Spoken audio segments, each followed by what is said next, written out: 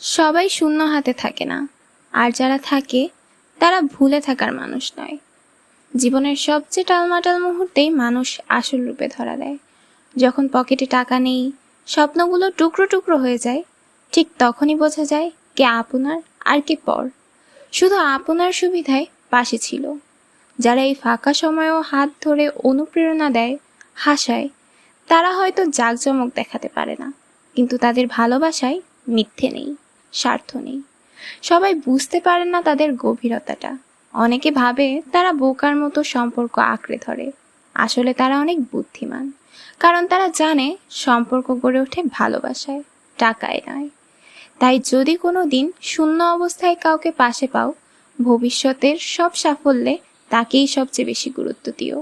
কারণ তারা কেবল মানুষ নয়, তারা আশীর্বাদ, যাদের উপস্থিতি জীবন বদলে দেয়।